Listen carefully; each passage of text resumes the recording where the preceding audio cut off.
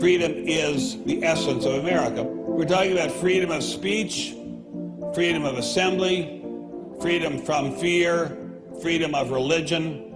Martin Luther King said, America is essentially a dream, and he said it is a dream of freedom and equality, and freedom is the way to equality. And America simply would not be America without freedom. In every turning point in our history, the decision has always been about freedom. But imagine if these freedoms were taken away. Where would we be?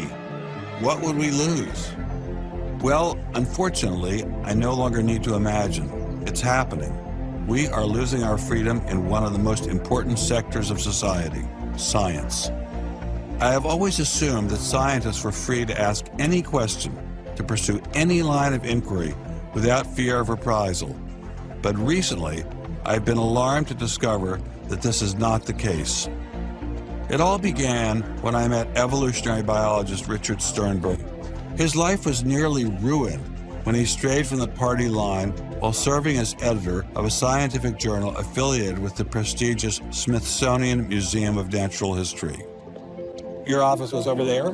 That's correct. This here is the West Wing. So now you're not there anymore because you're a bad boy. No, I'm not. No, I was exiled. You're a bad boy. You questioned the powers that be.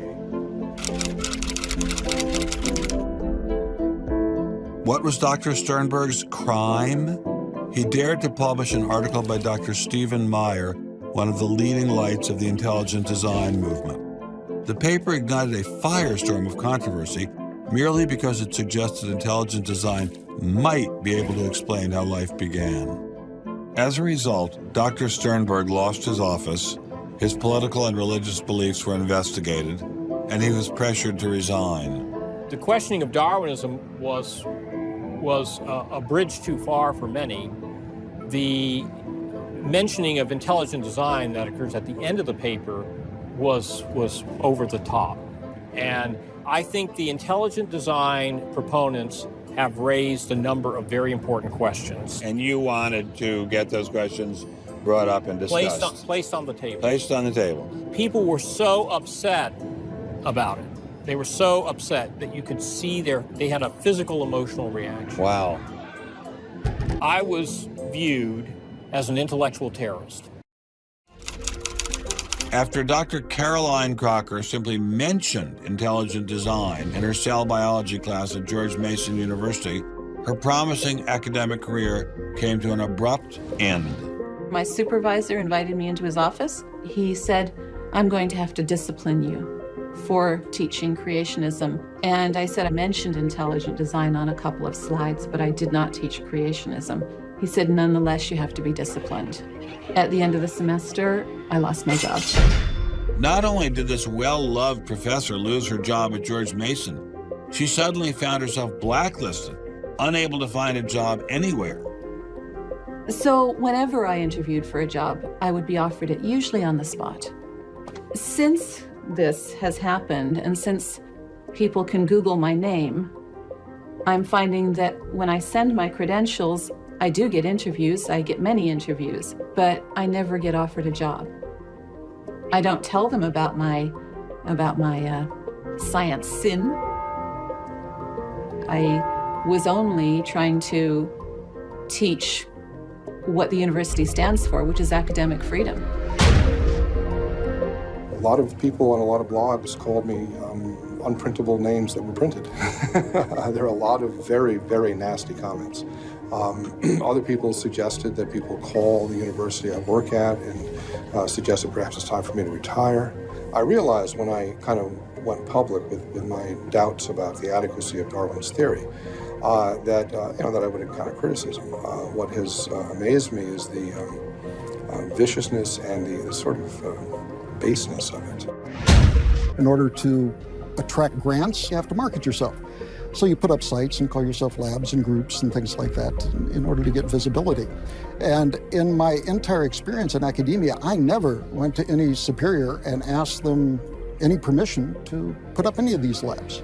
So the fact that this was singled out, let alone shut down, is jaw-dropping. It's astonishing. I have never been treated like this in my about 30 years in academia. Shut up, you freak! I say shut up! It's a madhouse! If you peel back the onion, I think that there is no doubt that the center of this is my work in what some would call intelligent design. People really get emotional about this. Whenever you say intelligent design in a room of academics, them's fighting words. Creationists. Astronomer Guillermo Gonzalez found himself in a fierce shootout with Iowa State University following the publication of his book, arguing that the universe is intelligently designed. I worried about my tenure a little bit in 2005 when the petition was being circulated because I viewed that as a strategy of Hector Avalos and his associates to try to poison the atmosphere on campus against me because he knew I wasn't tenured yet and I was very vulnerable. I have little doubt that I would have tenure now if I hadn't done any professional work on intelligent design. Dr. Gonzalez had this advice for scientists who might be thinking about following his example. If they value their careers, they should keep quiet about their intelligent design views. We know there are times and places to be quiet, and other times and places when we can make noise if we want to. Will you show us? Of course. Boys and girls, how would you like to show some of the ways we know of being quiet? It's the kind of thing where you just learn to keep your mouth shut. In addition to those scientists who were willing to appear on camera, we encountered many more who didn't dare show their face for fear of losing their jobs. You use an intelligent design perspective to get the research done, but you're not allowed to talk about it in public. And so there is definitely incentive, if you think about it, for people to remain within the mainstream. You know, what's he up to? What is he thinking? Is he one of them? That kind of thing. If I write intelligent design, they hear creationism. They hear religious right. They hear theocracy. It was time to ask the scientific establishment what was so bad about intelligent design. Intelligent design people are not genuine scientists. Intelligent design is a racket. It's just propaganda. The only intelligent thing about it is to have got people to call it that. It's really very stupid as well. Everybody knows science education in America is appalling. What we don't need at this time is intelligent design in the classrooms. To present intelligent design stunts their educational growth. It stunts their intellectual growth. Evolution is, from an intelligent design perspective, is perfectly acceptable if the sense is that how did the design get implemented? The issue is there a real design there, and are these material mechanisms like natural selection, are these adequate to account for everything we see in biology? And our argument is no, it's not. But Darwin produced all this evidence from his travels and his studies at the Galapagos that evolution explained things. If you look at the history of science, people often have a good idea and then they decide just to run with it. And they say, we're going to apply this everywhere. What I found in studying the structure of the argument in The Origin of Species is that for every evidence-based argument for one of Darwin's two key propositions, there is an evidence-based counter-argument. Well, in any case, the debate really isn't going to be settled by numbers. It's going to be settled by the evidence and the arguments. Because you're sort of being a bomb thrower into science. I am upsetting the apple cart, and I think it deserves to be upset in this case. Why? Because the evidence is being distorted to prop up a theory that I think doesn't fit it. Let's put it this way. Before you can ask, is Darwinian theory correct or not, you have to ask a preliminary question. Is it clear enough so that it could be correct? That's a very different question. One of my prevailing doctrines about Darwinian theory is, man, that thing is just a mess. It's like looking into a room full of smoke. Nothing in the theory is precisely, clearly, carefully defined or delineated. It lacks all of the rigor one expects from mathematical physics, and mathematical physics lacks all of the rigor one expects from mathematics. So we're talking about a gradual descent down the level of intelligibility until we reach evolutionary biology. We don't even know what a species is, for heaven's sakes. So his theory is smoke, but elegant smoke. There's a certain elegance to it, but I think Einstein had the appropriate remark. He preferred to leave elegance to his tailor. So you think the whole theory of evolution is false, or just certain parts of it? Well, again, evolution is a slippery word. I would say minor changes within species happen. But Darwin didn't write a book called How Existing Species Change Over Time. He wrote a book called The Origin of Species. He purported to show how this same process leads to new species, in fact, every species. And the evidence for that grand claim is, in my opinion, almost totally lacking. How does Darwin or Darwinism say life began? Well, he didn't know, and in fact, nobody knows. So Darwinism, strictly defined, starts after the origin of life and deals only with living things. Well, how can there be a theory about life without a theory about how life began? Well, a grand overarching evolutionary story, of course, does include the origin of life, but Darwin's theory doesn't begin until you have the first cell. Well, does someone have a theory about how life began?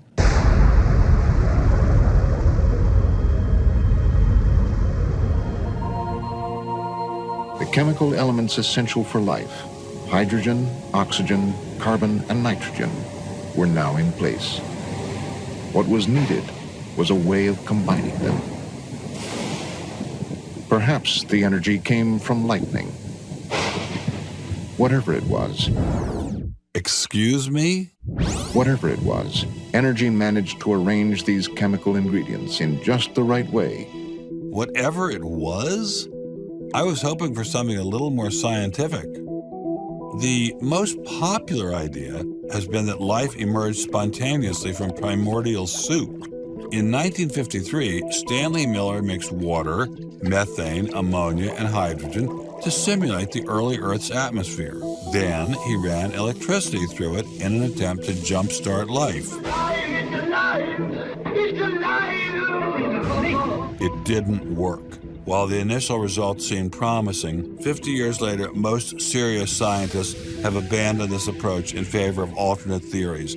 Prominent Darwinist Michael Roos attempted to explain one of them to me. He wasn't kidding. How did we get from an inorganic world to the world of the cell? Well, one popular theory is that it might have started off on the backs of crystals. My crystal ball.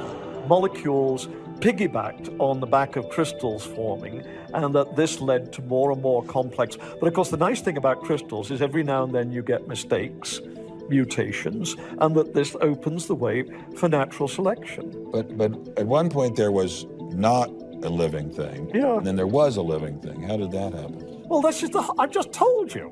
And I don't see any reason why you shouldn't go from very simple to more and more complex to more and more complex.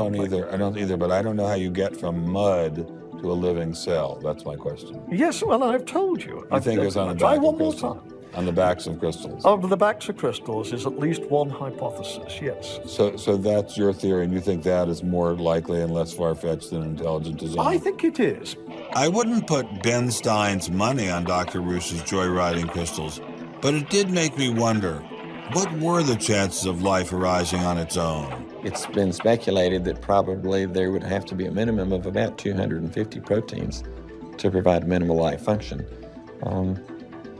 If that's really true, then I think it's almost inconceivable that life could have happened in some simple step-by-step way. Okay, so the simplest form of life requires at least 250 proteins to function. What's so difficult about that? Welcome to the Casino of Life. Who wants to spin for a chance to win? Oh, sure. I'll give it a shot. What do I win? Take a look at this. How about the world's first single-cell organism? This perfectly aligned string of proteins could be yours. Now, take a spin.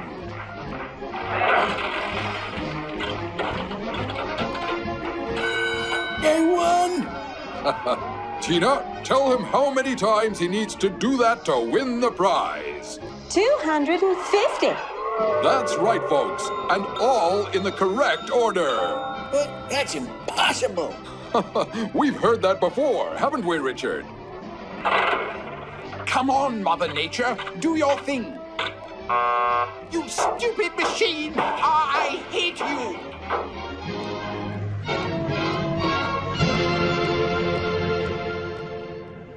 we're talking about something that's staggeringly improbable, roughly 1 in a trillion, trillion, trillion, trillion, trillion, trillion. Let all of life choose a million, a trillion, trillion. The number is essentially zero. Something has to skew nature to choose the ones that work. So, in the game of life, it looks as if the house always wins. Luckily, some serious scientific minds have figured out a way to beat the odds. Directed panspermia. When faced with the overwhelming problem of the origin of life, Nobel Prize winner Francis Crick proposed this theory, that life was seeded on Earth, which basically means aliens did it. Crystals? Aliens? I thought we were talking about science, not science fiction. We don't know what caused life to arise. Did it arise by a purely undirected process? Or did it arise by some kind of intelligent guidance or design? And the rules of science are being applied to actually foreclose one of the two possible answers to that very fundamental and basic and important question. So the rules of science say we will consider any possibility except one that is guided. Exactly. No matter how life began, on the backs of crystals or in the test tube of some intelligent designer, everyone agrees it started with a single cell. But what is a cell? So what is in a cell as far as we know now? A world that Darwin never could have imagined. I needed someone who could give me a glimpse into this world. So we went to molecular biologist Doug Axe. Think of a cell as being a nanofactory, a factory where, on a very small scale, digital instructions are being used to make the components of the factory. Here we have the famous DNA double helix. You can see the two helical strands that are intertwined and wind around each other on the outside of the molecule. This is the material that stores all of our genetic information. In higher life forms, this will be the equivalent of something like a gigabyte of information stored in the molecules that form the individual chromosomes, all packed within the nucleus, which is a tiny fraction of the entire cell size. So what does DNA do? Well, the information in DNA ends up providing the information for sequencing the amino acids to make protein. We have information in a one-dimensional form that provides the information for a three-dimensional form.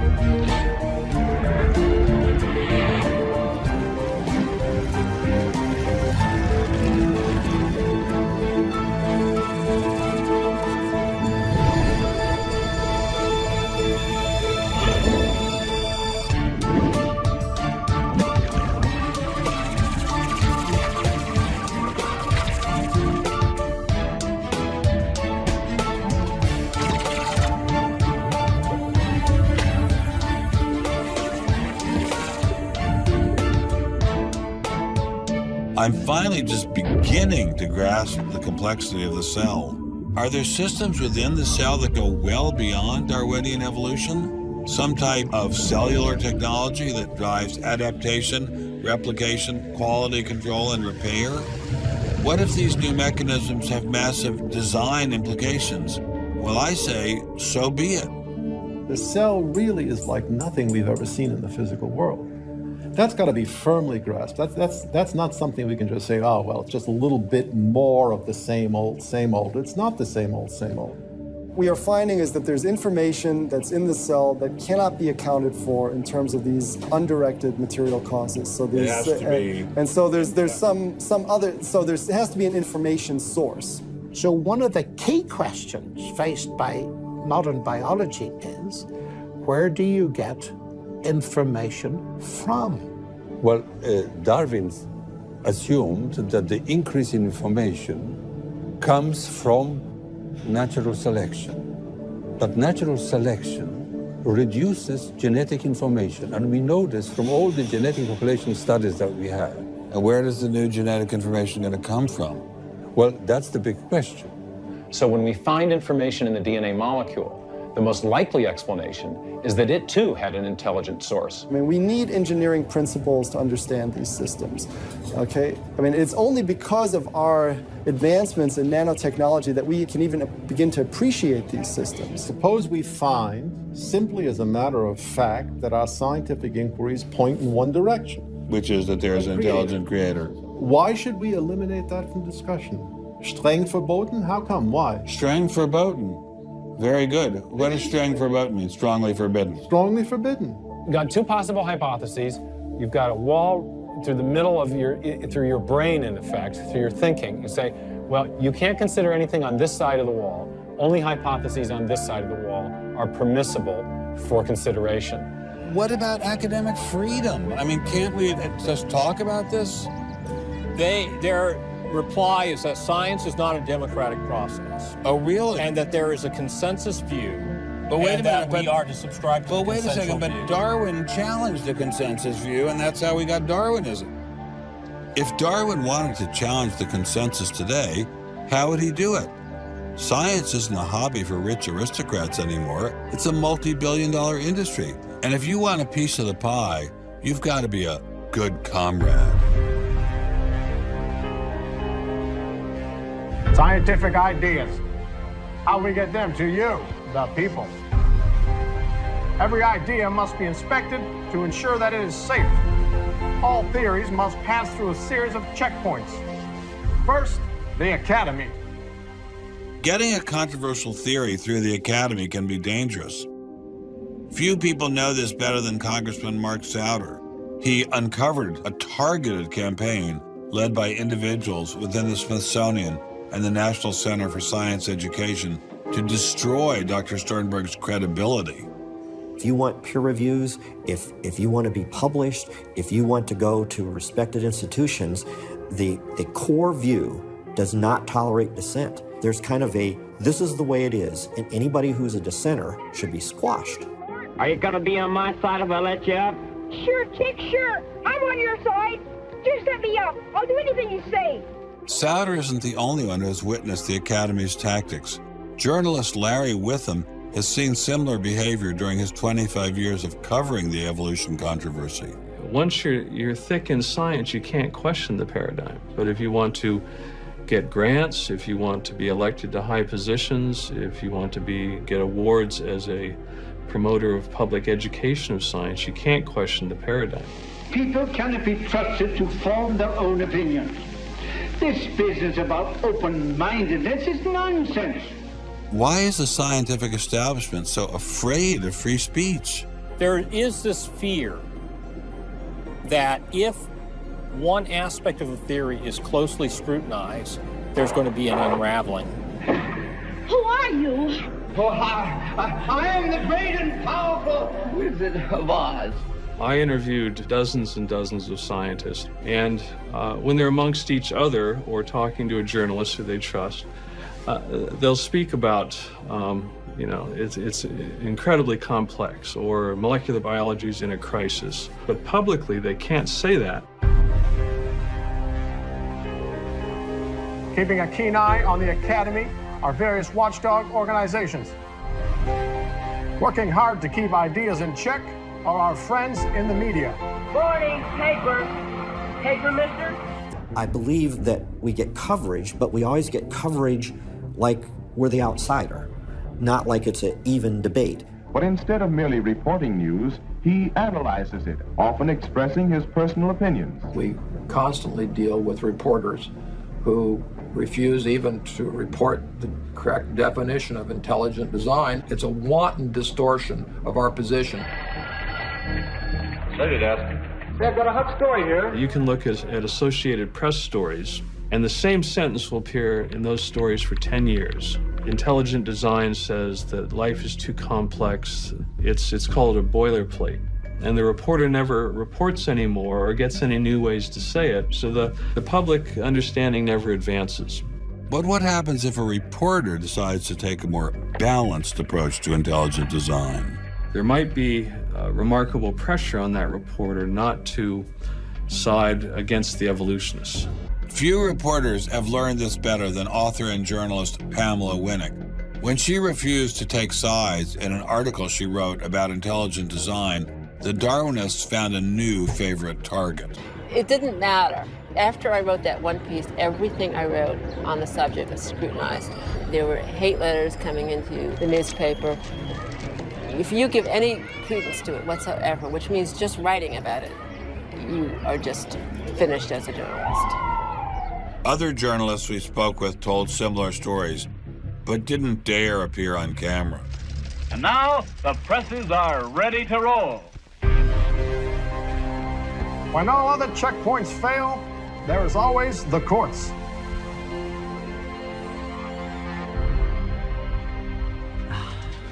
We have spent an enormous amount of time trying to prove to the court what everybody already knows, that intelligent design is a particular religious belief. But I thought scientific questions were settled by the evidence, not by taking people to court and suing them. How do other countries deal with such disputes? Dr. Marcy Giertuk, a population geneticist who now represents Poland in the European Parliament, was able to shed some light on this topic. The censorship of teaching criticism of evolution is and always was much stronger in, say, in your country, in the United States, than it ever was in Poland. Why? Why would the censorship? That is because you have a political correctness in your country. These issues are brought to court, and the court says what you can and what you cannot teach. We want to know what you teach, what books you use, how you teach it. We never had that sort of way of deciding scientific issues in Poland. We never had the courts involved. So you are saying that as far as the teaching of science is concerned, Poland is freer academically than the United States. The evolution debate does seem to run much deeper than the courts, much deeper even than science. To generate this level of hostility, ID must threaten something at the very core of the Darwinian establishment. The entire globe is today the site of a momentous conflict. It is the challenge of ideas.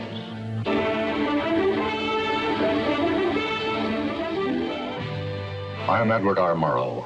For a little while, I would like to review with you the great conflict of our times, one which demands and must get the attention and the involvement of each one of us. This conflict over the principles of evolution has become a religious war. It really is no longer about scientific investigation. It is total competition with an antagonist who is putting into it everything within his capability.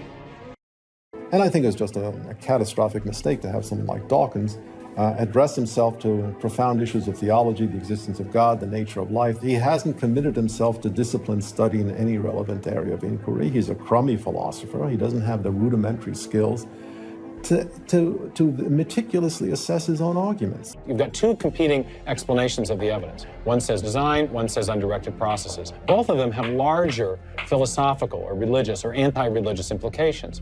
So you can't say that one of those two theories is scientific and the other is unscientific simply because they have implications. Both have implications. People who tell you, for example, that science tells you all you need to know about the world, or that science tells you that religion is all wrong, or science tells you that there is no God, those people aren't telling you scientific things. They are saying metaphysical things, and they have to defend their positions for metaphysical reasons. What is being presented to the public is, first comes the science, and then comes the worldview.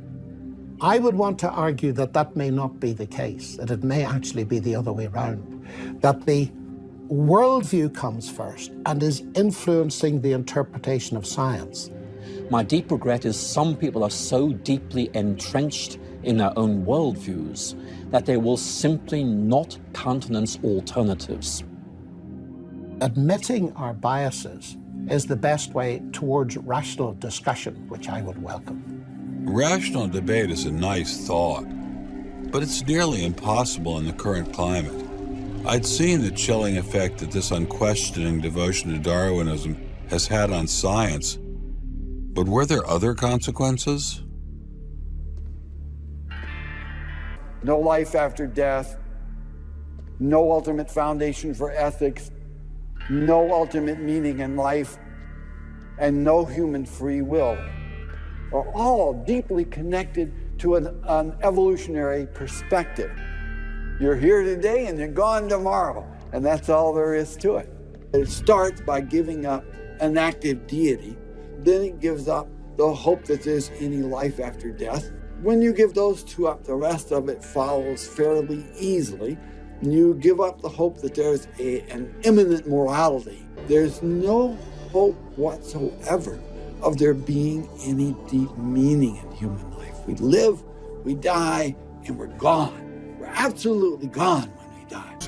It appears Darwinism does lead to atheism, despite what Eugenie Scott would have us believe. First of all, if you take seriously that evolution has to do with, the transition of life forms and that life and death are just natural processes, then one gets to be liberal about abortion and euthanasia. All of those kinds of ideas seem to me follow very naturally from a Darwinian perspective, a deprivileging of human beings, basically. And I think that people who want to endorse Darwinism have to sort of take this kind of viewpoint very seriously. I needed time to think, so I traveled to the birthplace of this idea.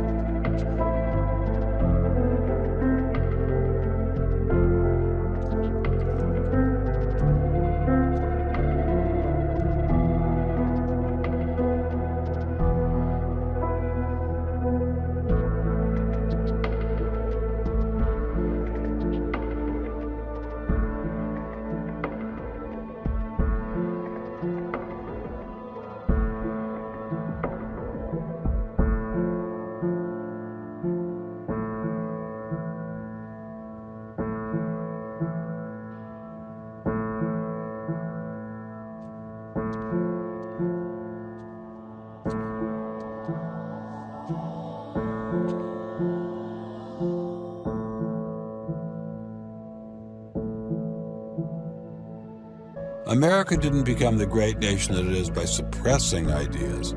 It progressed by allowing freedom of speech and freedom of inquiry. Thomas Jefferson got it right when he wrote, "We hold these truths to be self-evident, that all men are created equal, that they are endowed by their Creator with certain unalienable rights, that among these are life, liberty, and the pursuit of happiness." Hundreds of thousands of Americans have given their lives to protect these values, but now they're under threat once again. It wasn't just scientists who were being expelled. It was freedom itself, the very foundation of the American dream, the very foundation of America. If we allowed freedom to be expelled in science, where would it end? The Darwinian establishment is so massive and so entrenched, it appears impenetrable. I couldn't bring it down myself, but I could at least confront those who had expelled the scientists I'd met. What would you say if you had Eugenie Scott sitting next to you? What would you say to her?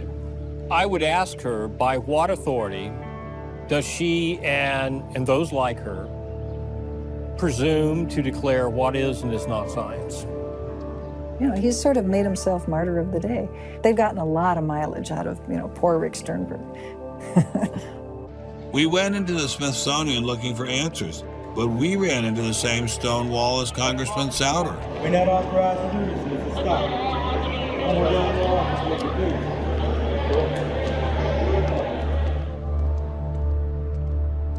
do. He said, nonetheless, you have to be disciplined, and I lost my job. We did get an interview with a spokesman from George Mason, but it was impossible to knock him off his script. I have never been treated like this in my about 30 years. And I took Dr. Schroeder's words to heart. Obviously, I couldn't take down the wall myself, but I could confront one of its modern architects.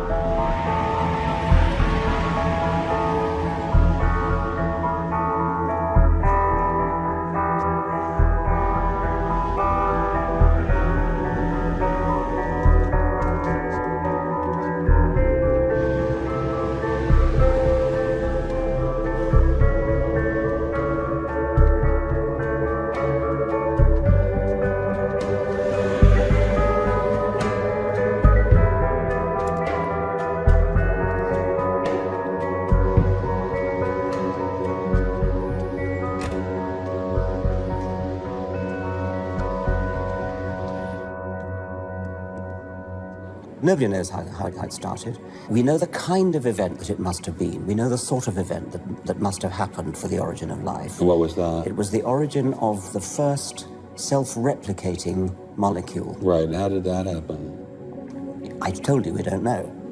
So you have no idea how it started? No, nor has anybody. Nor has anyone else. What do you think is the possibility that intelligent design might turn out to be the answer to some issues in genetics or in evolution?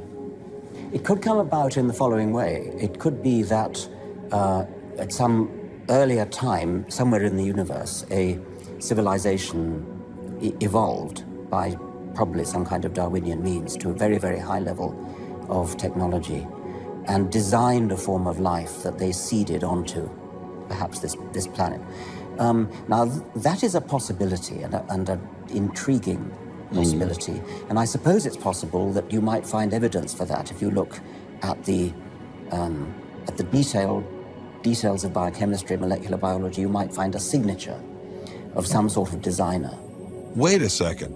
Richard Dawkins thought intelligent design might be a legitimate pursuit? And that designer could well be a higher intelligence from elsewhere in the universe. Well, but that higher intelligence would itself have had to have come about by some explicable or ultimately explicable process. It couldn't have just jumped into existence spontaneously. That's the point. So Professor Dawkins was not against intelligent design, just certain types of designers, such as God. What if after you died, you ran into God? He said, what have you been doing, Richard? I mean, what have you been doing? I've been trying to be nice to you. Yeah. I gave you a multi-million-dollar paycheck over and over again with your book, and look what you did. Bertrand Russell had that point put to him, and he said something like, "Sir, why did you take such pains to hide yourself?" But if the intelligent design people are right, God isn't hidden. We may even be able to encounter God through science, if we have the freedom to go there. What could be more intriguing than that?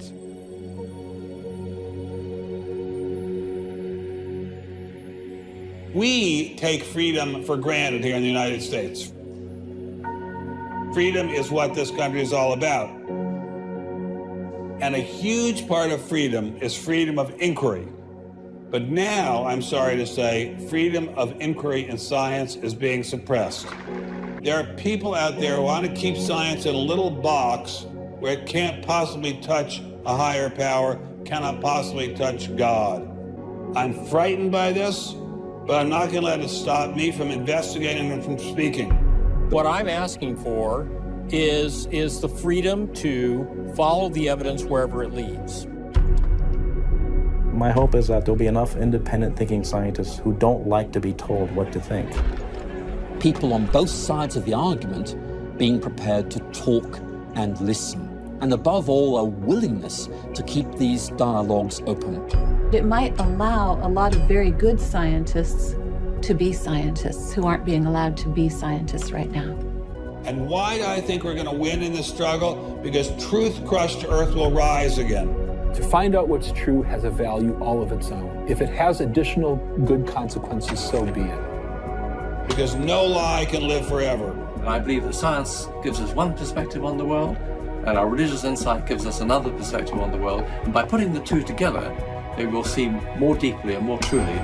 And if we will stand up for freedom, and if we all do that, we will overcome.